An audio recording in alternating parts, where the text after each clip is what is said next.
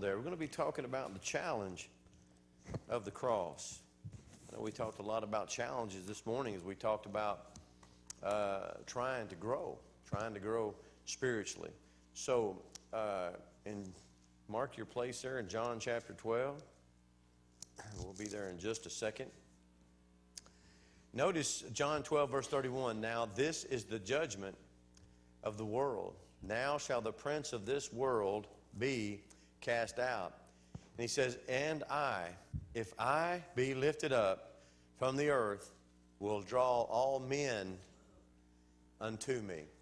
Now, we know what he's talking about there, but I want you to see that they knew as well. This he said, signifying what death he should die.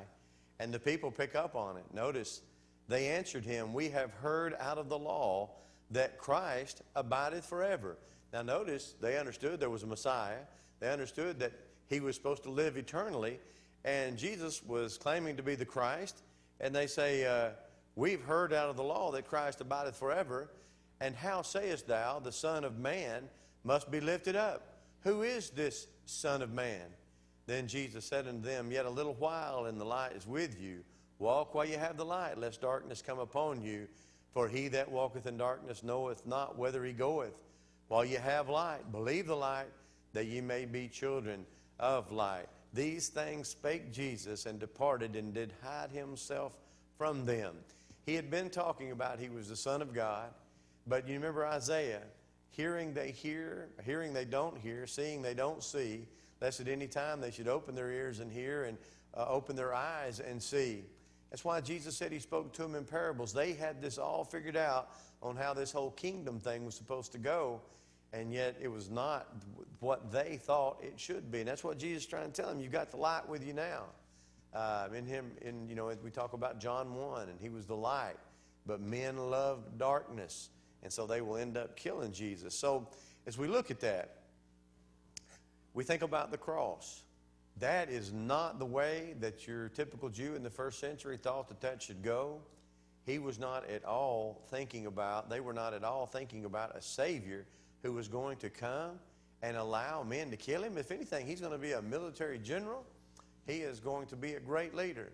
Before I forget it, there's a good-looking couple back there on the table outside. Somebody has updated their directory page, so you be sure and get a copy of that. That'd be the Grinders, if you're wondering who I'm talking about there, Mary Miles. Marion really adds to that, but let me tell you, she really knocks it up a notch. But they've added, and so any of you would like to do that, Jane's doing that, and boy, I really appreciate her doing that. And if you get a chance, be sure and check out Jada's shirt. I've seen one of those before. She's got her Bible camp shirt on. I'm not so sure how excited I am about wearing that black first day next year. What about you? It's going to be hot, isn't it? It's going to be hot. But it's good to see her tonight, and good to, Bryson had his on this morning. It was a good week. Always is. It's hot. It's miserable. You feel terrible. And then you come home on Friday going, oh, I'm going to miss that so bad. You know, it's amazing. But think about the cross, an instrument of death. Before it was on buildings, before it was on a whole lot of Lord's Supper tables, we even have well, you know what? We don't have one. I've seen a lot of them on there. It's not on there, is it? Well, our little plates and things have it. We see a lot of those. A lot of tables, a lot of Lord's Supper tables will have a cross in it. And it's an ornamental thing. Some people wear it as jewelry and things. But before it was so popular, it was an instrument of death. It'd be like going around with a necklace with a guillotine on it, or an electric chair or something, or something like that. But this symbol, it burned brightly in the minds of Christians. But notice what Paul says in Galatians 6:14. But God forbid that I should glory. I haven't done anything, Paul says, save in the cross of our Lord Jesus Christ. It's by that death, it's by the Son of God dying upon the cross, by whom the world is crucified unto me, and I unto the world. Paul's just saying, I'm an instrument. I'm simply an instrument of God. And 1 Corinthians 2 at verse 1, he says, and I, brethren, when I came to you, came not in excellency of speech or of wisdom, declaring unto you the testimony of God. For I determined not to know anything among you save Jesus Christ and him crucified. Without Jesus, it just doesn't go. It's the thrust. And sometimes when we get into doctrine and sometimes we get into things, we lose sight, I think sometimes, of the cross when, we need to make sure that first and foremost in our life is Jesus and being a servant of His. When you feel you're losing your temper, think of Jesus. When you think you may say something you ought not, think of Jesus. Always wear the white hat. Be the kind of person you ought to be, because we serve Jesus Christ and Him crucified. And people are going to be people, but you're special. You wear the name of Christ. You're a Christian. So as hard as that is, and it is hard, we're going to look at 9 different challenges tonight. You could have sat down and you could have made up a list probably better than mine. But these are just 9 things that I think to love in a world of hate. You don't have to have me to tell you that we have a lot of hate today in our country, in our society. Everybody hates everybody. It just seems like this group hates that group, and they're upset with this group, and it just seems like it just hard not to get entangled in that, especially when people are calling you names or saying that you're something that you're not, and saying you're being ugly when you're not. That's hard. It's hard to love in a world of hate. Imagine Jesus hanging on that cross. As all those people at the bottom of it, well, the soldiers, they weren't, it was business as usual. They were gambling for His clothes, They're doing their thing. You got the Jews that wanted to see Jesus executed. They're just right there. They're wagging their heads. They're saying, you said you could save others. You can't save yourself. If you're the Christ, then come down from off that cross. Think of all the hate and anger and hostilities. And that's one of the things that Paul would say about the Jews. They're mad. They're mad people. They've chased Him all over Europe, all over everywhere He went, trying to kill Him. They were angry people.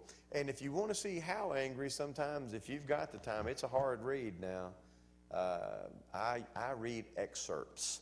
I've never read it all. But Josephus' work on the destruction of Jerusalem, when the Romans were besieging Jerusalem, it's amazing the wars and the killings and the murders that were going on in Jerusalem by the different factions. They were hateful people.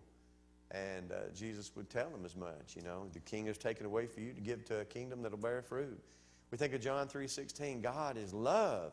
And yet the very people He chose to bring forth the Messiah into the world were anything other than what they ought to be. If I made a covenant with myself when we started studying the book of Romans that I was going to read word for word in a short period of time the commentary on Romans by R.L. Whiteside. I've read excerpts. I use it like a lot of commentaries, a lot of books. I have a lot of books, but a lot of those books, I only use them as tools. They're reference material. I go and I pull articles, or I'll go and I'll pull a particular lesson or a theme. But I'm going to try to read all that. And one of the things that he was talking about, and it just really brought out, was the Jews, they had every advantage in the world. They had the oracles of God. They were God's chosen people. But they were a ticked off bunch of folks. And they didn't help people. As a matter of fact, when they went to go out to proselyte somebody, by the time they got done with him, Jesus would say he's twofold the child of the devil than when you started out. If we're not careful, as children of God, as members of the Lord's church who know the truth, we can sit down with our Bibles and we can show you exactly what you should do to obey the gospel, because we can show you exactly what the first century Christians did to become Christians. The Bible called them Christians. That's what we'll call you. That's what we'll show you how to be. But we have to make sure that we too don't develop a sense of arrogance whereby we think we have the oracles of God and everybody ought to come to us. That's not the kind of people that we want to be. We want to be folks that folks see Jesus emanating from. And that's a hard thing to do for some of us. 1 John chapter 4, verses 7 through 11, the idea is carried there. God is love, and we need to be loved. Notice, hate's an ugly word, but just as we can love by degrees, we can hate by degrees as well. Ephesians 4, verse 26 says, be ye angry and sin not. Nothing wrong with getting angry. It's natural. That's an emotion. There's things, there's things that you can think emotionally that, But we have to learn to control those emotions. Emotions are different than intellect. Sometimes you get mad about things that's not really even worth getting mad about. So you got to realize that for a man, there's an emotional side to him. Let me share something with you. I was listening to a brother, and I know who he was talking about. The preaching school director in Florida, about maybe 6-7 years ago, lost his wife. She was a young lady in her early 40s. And he wrote an article about that, and this brother was addressing that article, and he said, I know that's right, but it's hard to accept. And what the brother said was that had lost his wife. She'd just died. He wrote and said, I miss her. But he says, right now, I know that she doesn't miss me. Right now, she is better off and happier than she's ever been before. Teenagers, I apologize, you haven't listened to this again. But, and he said, I can defend that biblically. Spiritually, I can take my Bible and I can defend that. But emotionally, that's a hard thing to do. But do you realize that when we leave this earth, that the last thing it's all good. No more pain, no more sorrow, no more worry. God will wipe all the tears from our eyes. Heaven is so much greater than anything that we can imagine.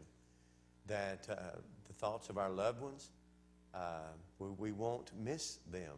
Because, and so you look at that and you're like, how is that even possible? Because I'm telling you off, when I first heard that, I was going like, Stephanie Gilbert better be missing me when she gets to heaven.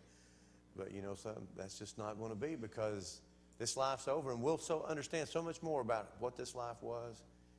And that'll be a great thing. Now, what'll be better is when we both die, we can have that reunion, which is going to be interesting, to not be husband and wife, or not be the father-son, or, daddy-daughter relationship. It's going to be interesting. Let not the sun go down on your wrath. It's an emotion. You get mad. You're not evil. You're not evil because you get upset. You're not evil because somebody hurts your feelings. That is the way you were wired, man. God made you that way. He gave us emotions because with those emotions you can love. A mother, a parent, even a good friend will lay down their life for somebody because they love them. That's hardwired. You can't get rid of that. When you don't feel that way, when you don't have that emotional attachment, something's wrong. That's why twice the Bible will use the idea of without natural affection. Something's wrong. If a parent don't love their kid, something's in the wiring has gotten messed up. Challenge at the cross number 2. To be givers in a world of getters. Speaks for itself, doesn't it? To be able to want to share what you have with other folks when so many folks are wanting to take. I have never seen so many people so upset that have so much. I know Brother Comstock's gotten a chance to go. Ed has been overseas as well, in mission work, and been to countries that, man, I mean, to be able to go to a CVS with a little money in your pocket and buy the bandages, the medicine and stuff, to treat a wound, to keep it from getting infected. I mean, that's a great thing. And not only can you do that, you can go to Walmart, you can go to Dollar General. There's 100 different places out there that you can go get. We are so blessed, and yet we're not satisfied, are we? I think that's hardwired in man as well. That's something you got to learn to be, and that is content. You're always going to want more. There's something about this life. We're always wanting something better. I think that's why we look towards heaven. That's in us. But, I was listening to a story the other day. I like listening to people tell stories and stuff. I enjoy that, especially true stories. And it was a story of Mikhail. Of course, you're not told to the end, but it was Mikhail. Is that how you say his name? Gorbachev? Was it Mikhail? Something like that. The president, the ex-president of Russia. And he had stopped at a grocery store. They said he just went in and he was in awe. He's fixed to fly back to Russia. And the words when he was talking to the manager of that grocery store, says, "We have failed." He said, "We have absolutely failed." He's talking about Russia as a country. He says, "We've got to change some things. We have absolutely got to change some things." You know what he was impressed with? How many different kinds of chili they had. Not the fact that they had chili, but that you get chili without beans, extra hot chili, not so much chili. I mean, 5 different companies are trying to get you to buy their chili. You know how much chili you could get on a Russian grocery store? You couldn't find any. We have got it so blessed. So to be a giver in a world of getters, not easy to be the Good Samaritan, you've got to stop. You've got to take your time, your money, your time, which a lot of us, our time's a lot more important than our money. We seem to have more money than we do time. You've got to take that time. It's not easy to be the Good Samaritan. Real worth is not what a man has. That's Jesus' whole point. Luke 12, the rich farmer. Oh, well, look how well I'm doing. I'll, tear down my barns, build bigger barns. No. God called that man a fool. Said you should have been thinking about, who's going to receive that stuff, worried about your soul. Do we really believe, Acts 20 at verse 35, that it's better to give than to receive? That's pretty cool if you got a red letter edition. Both my little New Testaments are red letter, and there you are, and you're in all that black in Acts, and then there's that one little quote there where we're told Jesus says it's better to give than to receive. Acts 28 verse 35, and remember the words of the Lord Jesus. That's more blessed to give than to receive. The cross is about giving. He gave everything he had. Think about Jesus' life, didn't have a place to live. People want to follow him. He said, I don't even have a place to lay my head. Didn't own property.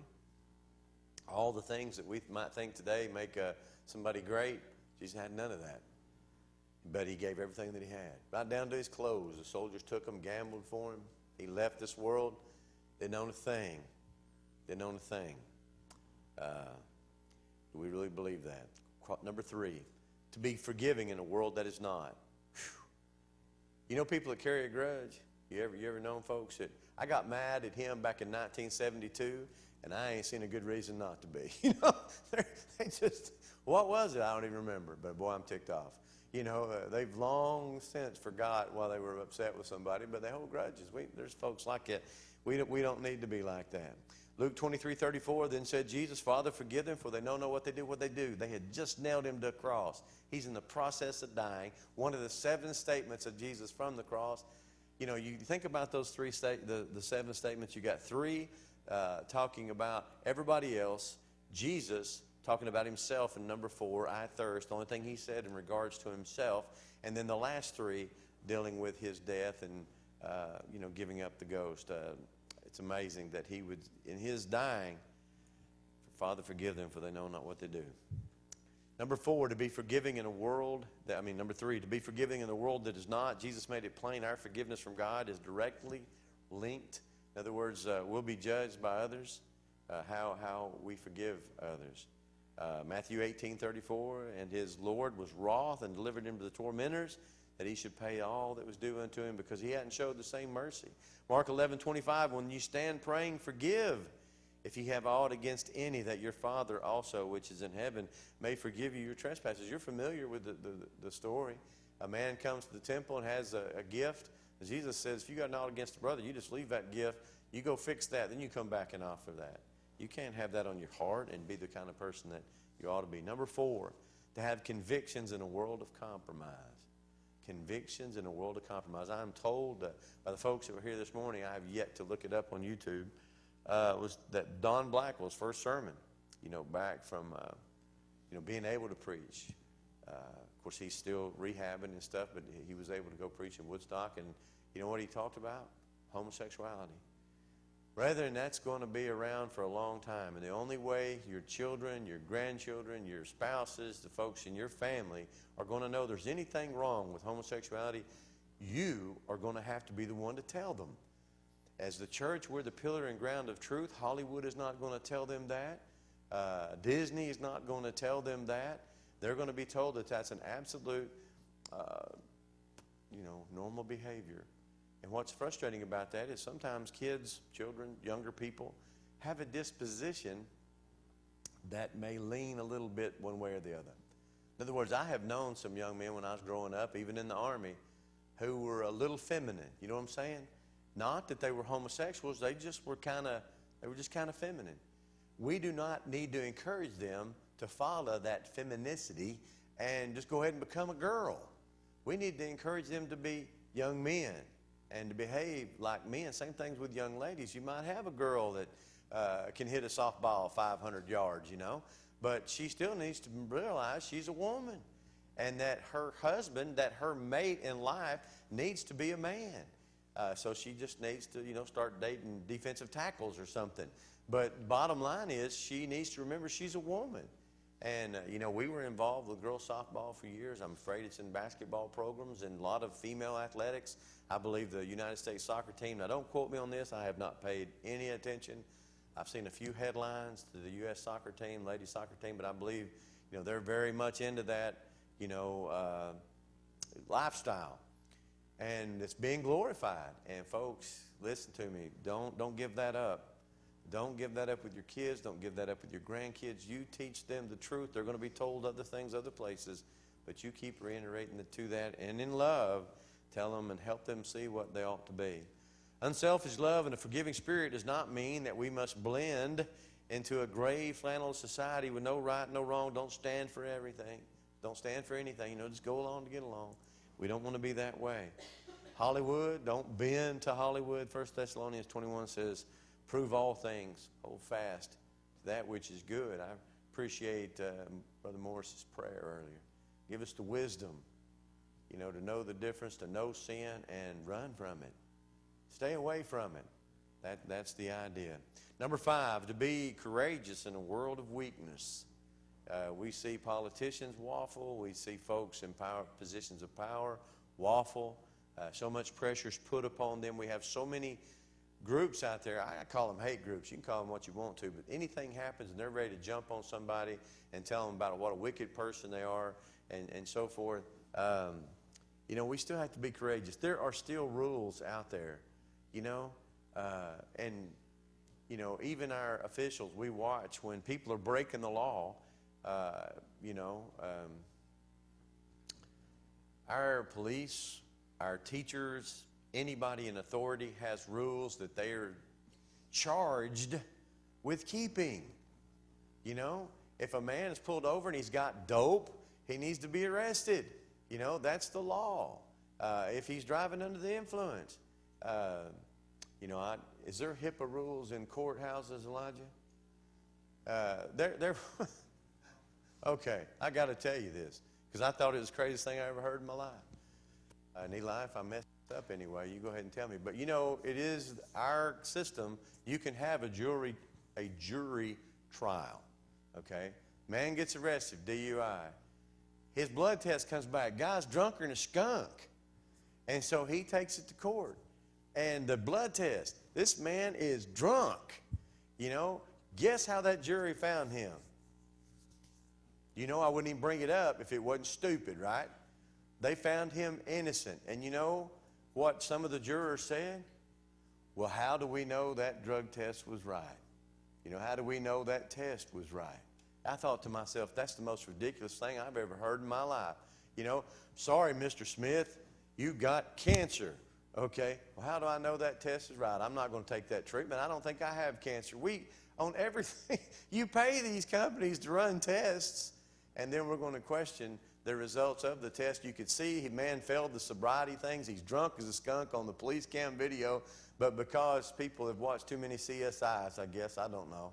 How do we know that drug test was right? Well, how do we know? Absolutely amazing. Got to be courageous in a world of weakness. Tolerance is a popular word today. Well, I'm sure he didn't mean to get drunk. It's only like his third offense. Besides, who's listening to those tests anyway? Amazing. Matthew 10:28, fear not them that can kill the body. That's all they can do. But fear him who can kill both body and soul in hell. That's what we need to remember.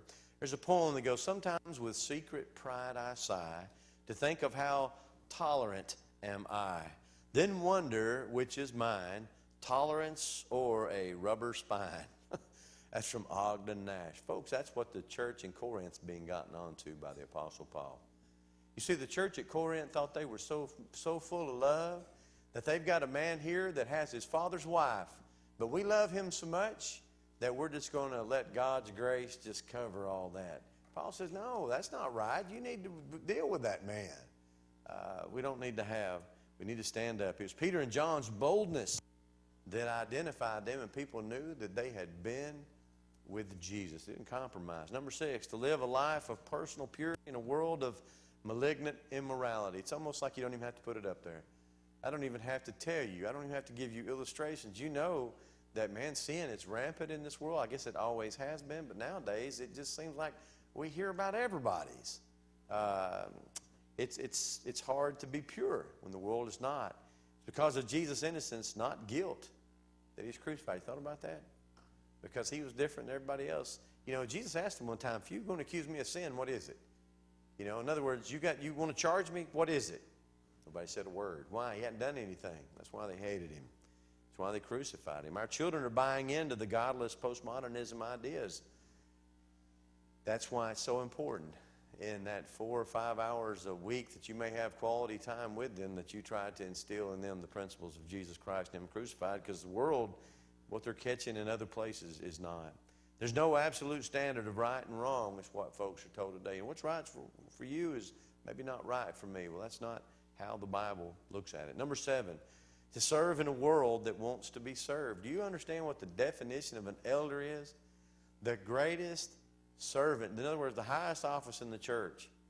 His responsibility is a servant. You know, and the apostles, man, they didn't get that at all. As a matter of fact, when they're going up to the upper room, Jesus' last 3 days, they're going up to the upper room, they're arguing about who's going to be the greatest. And so much so that they all sit there and they eat with old nasty, stinky, sweaty feet next to them. Because remember, they're lounging, right? They lay down to eat on their sides. And everybody's got dirty feet. So Jesus has to teach them a lesson. So he goes and gets the water. He goes and gets the towel.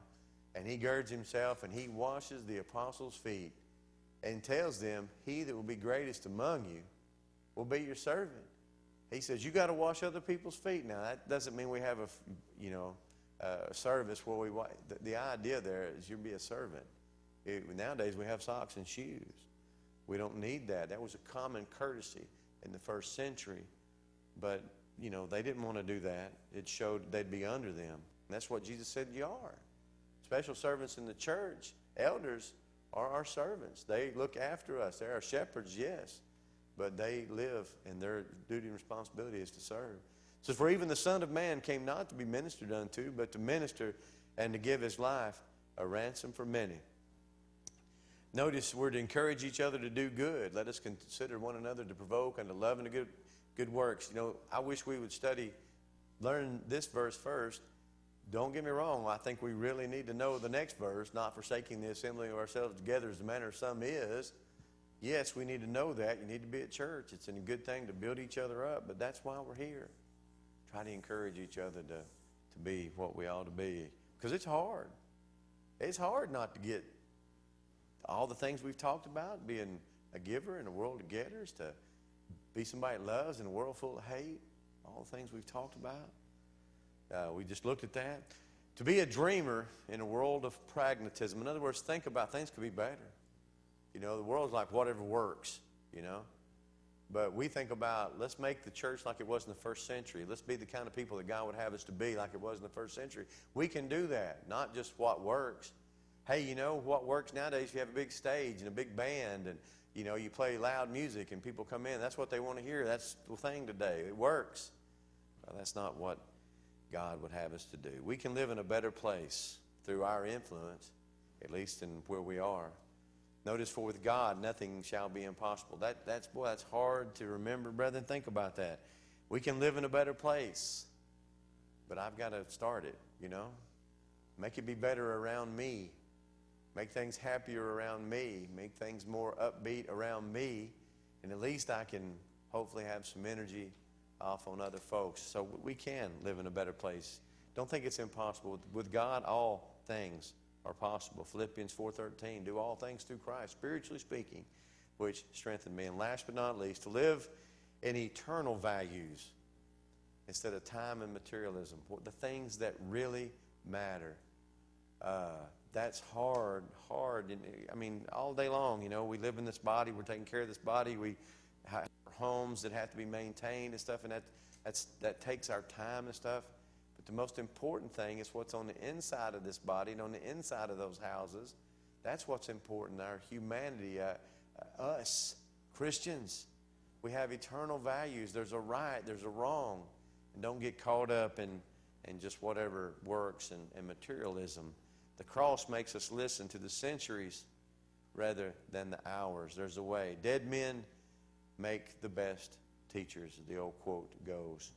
Jesus was trying to get us to think past our time with the rich farmer. He wants us to realize that there's more to it. Then those things be which thou hast provided, whose will they be? They're not going to be yours anymore. What we're doing now, what's going to live? Your house? No. Your car, stuff? Not very long after you're gone. But the influence, the people that you have had an impact on, that's what's going to count. That's what you're going to have your jewels in your crown, and that's what we're going to have for eternity. The challenge of the cross is to deny self, to take up your cross, the work that you have, and to follow Jesus. In following Jesus, there's some places we won't go. That's getting larger all the time, isn't it? There's some places we won't go. Brethren, I'm going to tell you something. Years ago, when my children were small, there was nothing that I liked anymore. We would go out and eat, and we'd go see a movie. Now, we went to the cheap movies.